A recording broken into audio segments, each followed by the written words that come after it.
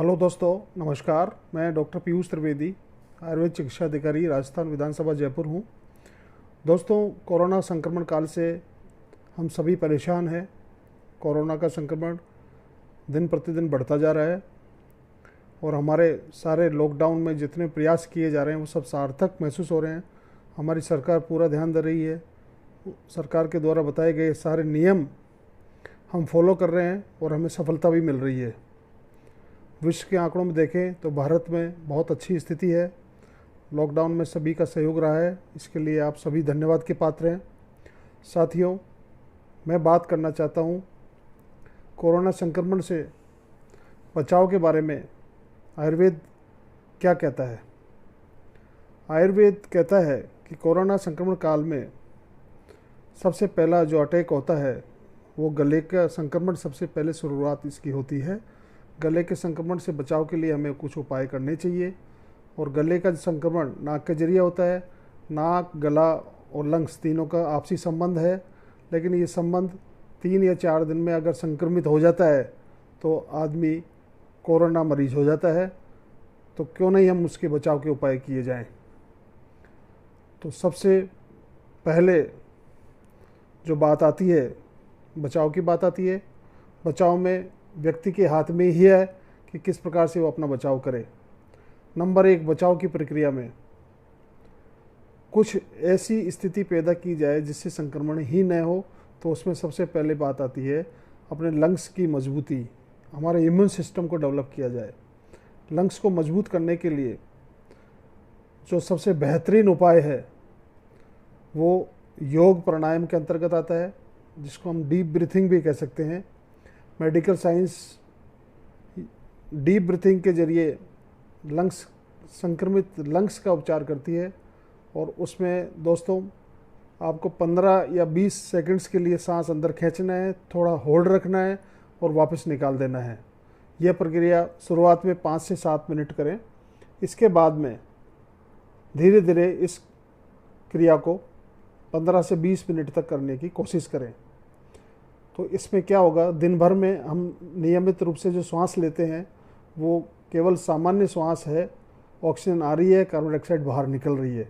Deep breathing में क्या है, लंग्स की कैपेसिटी बढ़ने का कार्य होता है और ऑक्सीजन का लेवल बढ़ जाता है, जिससे छोटा मोटा वायरस या फ्लू का संक्रमण से हम सदैव बचे रहते हैं।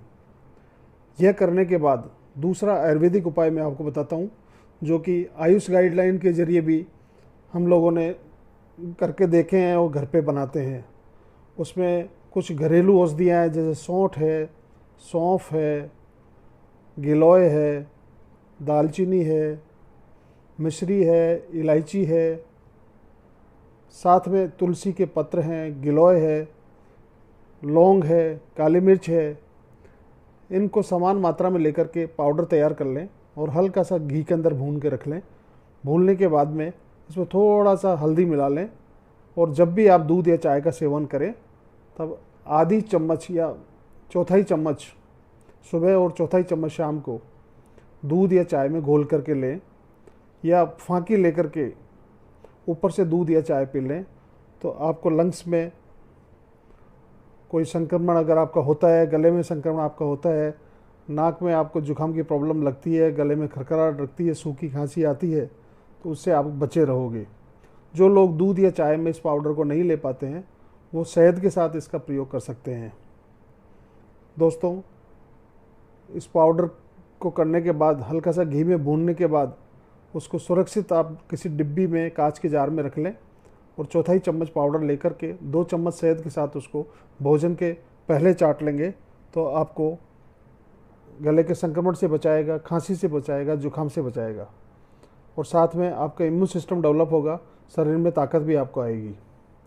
जो लोग ये नहीं कर पाते हैं उनको सामान्य गर्म पानी से गरारे करना, गर्म पानी का सेवन करना, ठंडी चीज़ों का परहेज़ करना, फ्रिज की चीज़ें काम में नहीं लेना और अपना शरीर का जो तापक्रम है उसके अकॉर्डिंग तापक्रम वाली चीज़ों को ही खाना पीना और उसी पानी से स्नान करना, ऐसी चीज़ें हमें करनी पड़ेगी बचाव करने के लिए। और कोरोना के संक्रमण के लिए जो सोशल डिस्टेंसिंग है, जो 1 से 1.5 मीटर की दूरी या 2 गज की दूरी हमको प्रधानमंत्री महोदय ने बताई है, उसका पालन करना है। और मास्क तो प्रत्येक भारतीय को लगाना है, हर व्यक्ति को लगाना है।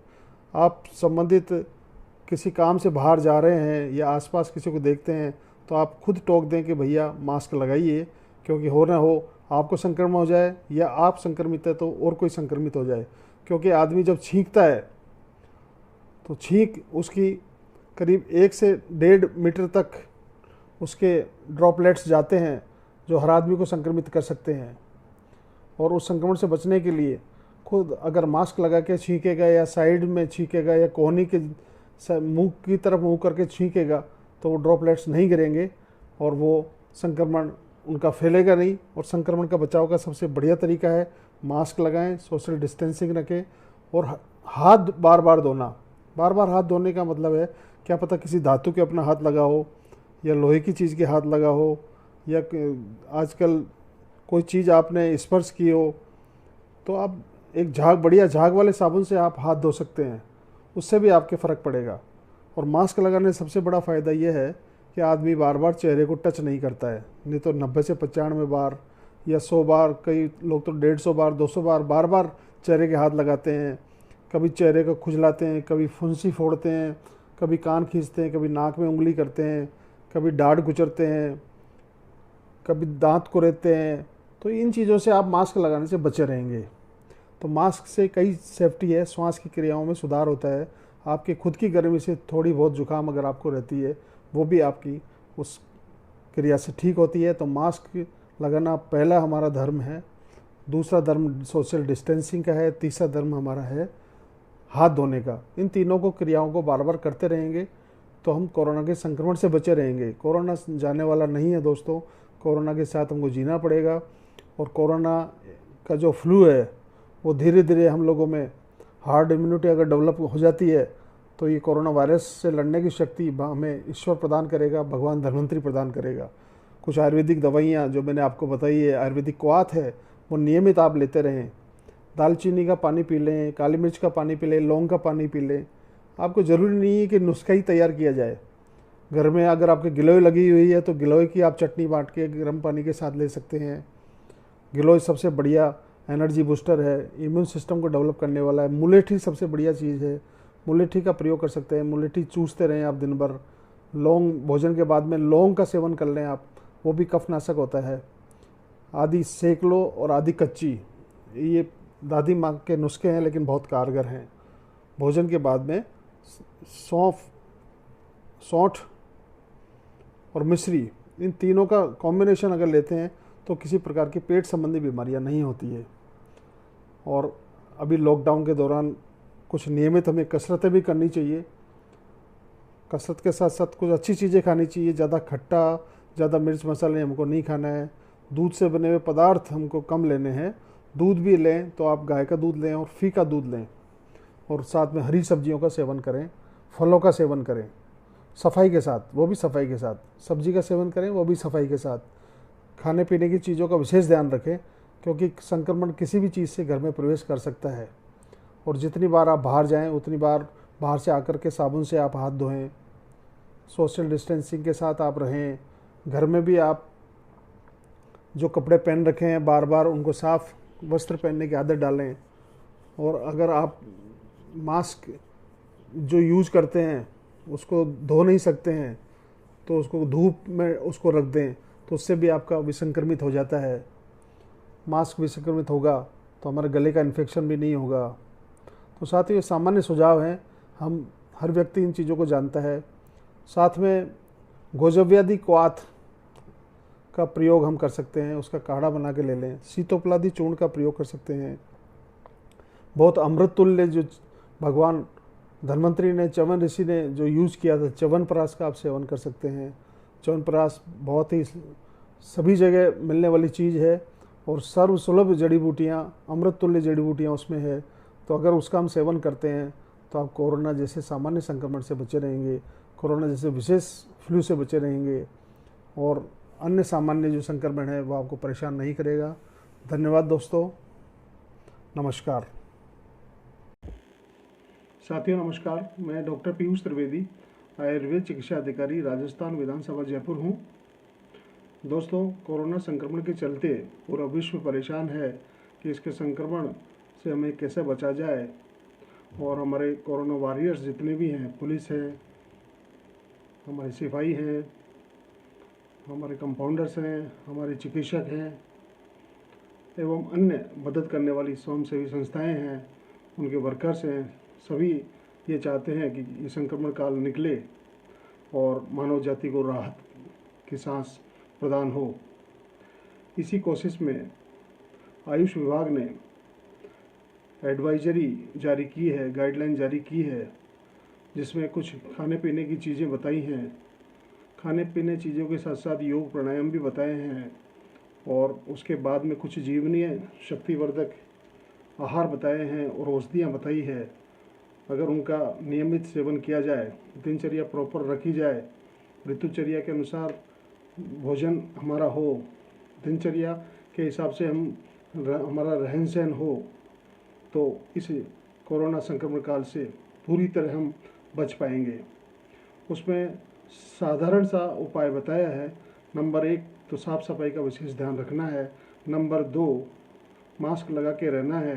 नंबर 3 बार बार आपको झाग वाले साबुन से हाथ धोना है या सैनिटाइज करना है।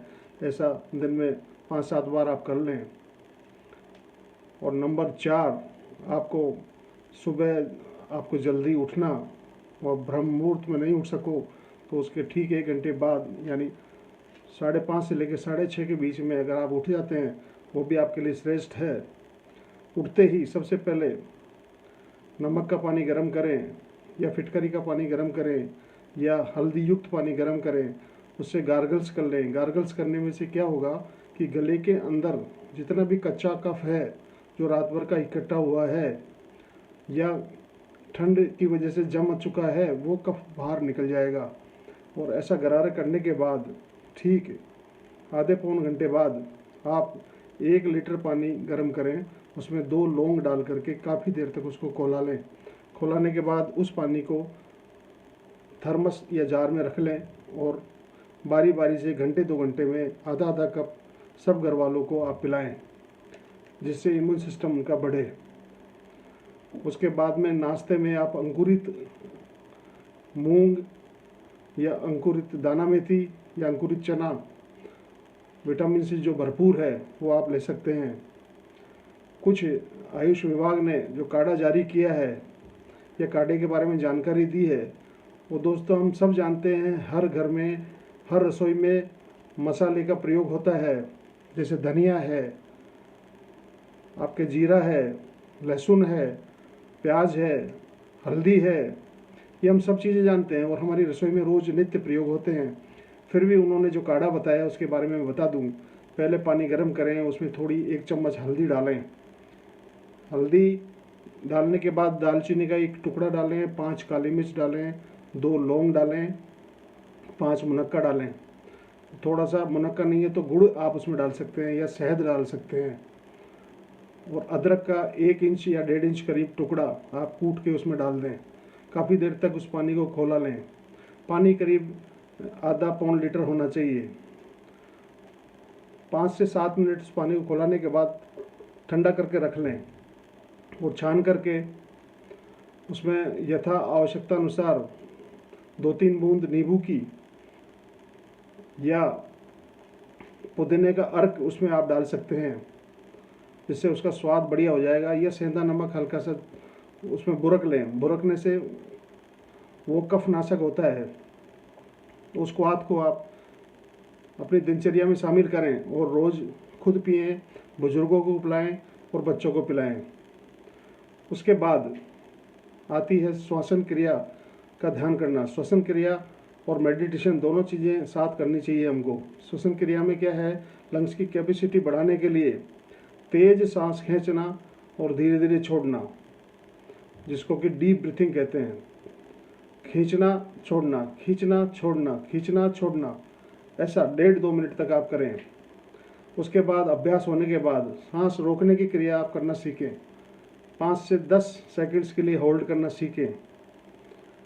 कुछ ज़रूरी चीज़ें हैं जो डिटॉक्सिफाई करती है और लंग्स को ताकत देती है, लीवर को ताकत देती है, कार्डिक मसल्स को ताकत देती है, उसके लिए भी आप काढ़े के रूप में प्याज आप काट के हल्दी के साथ, ग्वारपाठे के साथ, आंवले के साथ इन 4-5 चीज़ों का मिश्रण करके उसकी चटनी बना लें और यथा आवश्यकता अनुसार उसमें 1 या 2 हरी मिर्च मिला लें।